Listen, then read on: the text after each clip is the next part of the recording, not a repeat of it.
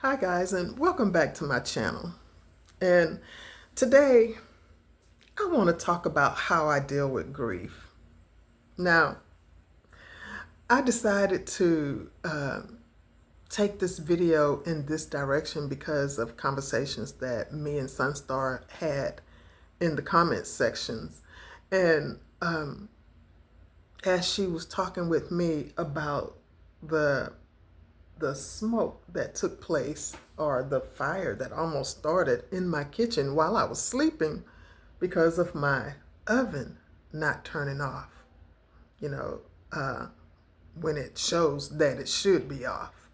Now, grief doesn't knock, it shows up loud and heavy and without warning. Sometimes it's a scent, sometimes it's silence. But every time it reminds me of what I lost and who I'll never stop loving. This is how I deal with it.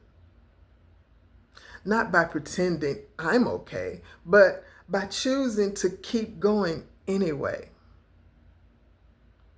If you've ever lost someone or felt like the world kept spinning without you, this video is for you. So I want you to hit that like button if this speaks to your heart. Subscribe if you're healing too. And comment below to let me know how you're coping. Let's heal together, guys. Now, family, YouTube family, I'm sharing something raw and real today. Grief is personal. It's heavy. And for me, it's been tied to the memory of the people that I lost, in my life. The loved ones that I lost. But it's in this particular video, it's tied to someone I deeply love, still love him, and it's my grandson. I lost him, excuse me, in a house fire. And every now and then, something triggers that pain, like it did yesterday when, I woke up to a smoke-filled apartment, 4:30 in the morning. But I want to share what helped me not to survive grief, but to live through it with purpose. Now, I let myself feel it. I used to try to push it away, now, and that reminds me what Sunstar said to me yesterday in the comments section, where Sunstar said that most people, sometimes don't like to deal with their grief, don't like to deal with their pain, but we were talking about going to therapy and whatnot, so I give myself permission to cry and to remember and to talk to God. I don't push my pain away. I embrace it. I honor the memory of all those I lost. So I also honor my grandson. I share his story and I celebrate his life and what he means to me and what he meant to me, and what I meant to him. Because I told you guys, my grandson was going to college. He graduated high school at 16 years old. And when he graduated at 16 years old, he started college. And my grandson was going to college to be a doctor. And he wanted to specialize as a surgeon. Now, when he passed away, he was 19 years old. So I got a chance to see him learn how to become an adult in the learning stages, but he was doing really, really well. And I was so proud of him. And he loved his grandmother. He said that he wanted to take care of me. He wanted to take care of his grandma.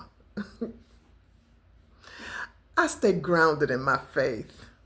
My strength doesn't come from me. It comes from God. I pray, I journal, and I talk to God. I talk to God about my pain. You know,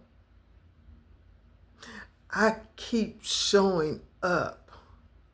Even on the hard days, I get up. Like today was a hard day. Yesterday was a hard day. But I got up, and I breathe. Let me tell you about this breathing thing. Tell you this.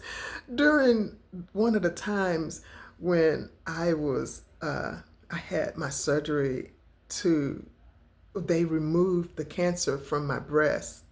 And after they brought me down from the ICU unit, they brought me into a regular unit, a regular floor, whatever, however that's said. And during one of the times where the nurses was checking on me,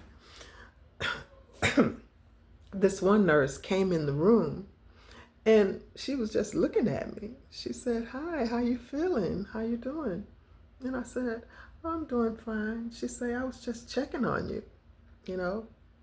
My machine said that you wasn't breathing and I just had to come see, if you were okay." And I said, "Oh, yeah, I'm okay." She said, "Well, are you experiencing any pain?" And I said, "Yeah." So she said, "Well, every time you had a pain, you stopped breathing." She said, "Breathe. Just breathe." And that's what I want to say to you guys during the time that you're feeling something that's not comfortable. Don't hold your breath. Don't be afraid to show, your emotions or your feelings. Don't be afraid to express your feelings. But take that moment to breathe. I speak life over my grief. Grief doesn't mean that I stop living. It means I carry them with me while I do live. Grief is not weakness, guys. It's love. Love with nowhere to go. This makes me feel so emotional right now. I'm not going to cry. But imagine you have love to give and you don't have anybody to give it to. The loved one that you want to give it to, you don't have that person to give it to. But I believe our loved ones would want us to live and not just exist. So I do my best to turn my pain into purpose. The sadness, I want to turn it into my strength. Now, here's a small poem that I hope that you guys love. And I wrote this in thinking of my grandson. So I'm going to be reading this poem to you guys. I lost him, but I'm still standing. The house fire took more than just the air. It stole my heartbeat, a promise, a future wrapped in prayer. His voice still echoes in the quiet of my pain. Every dream he shared now runs through my veins. I ache for the moments that will never come back. But I carry his memory like light through the black. I lost him, but I'm still standing. With trembling knees, I face each day. The grief doesn't leave. It just learns how to stay. But I rise for him, speak for him, love for him loud, refusing to let my sorrow wear me down. He was meant for greatness. I still believe that's true. So I live with courage the way he'd want me to. If you're walking through grief too, drop a heart in the comments so I can pray for you. So guys,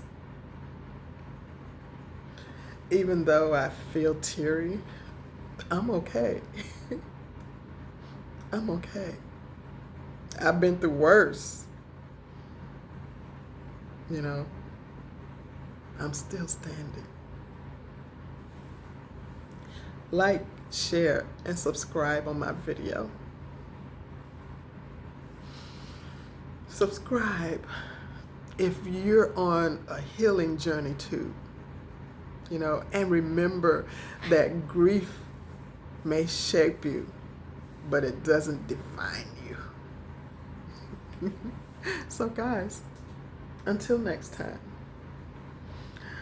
you stay strong and stay standing. God got you.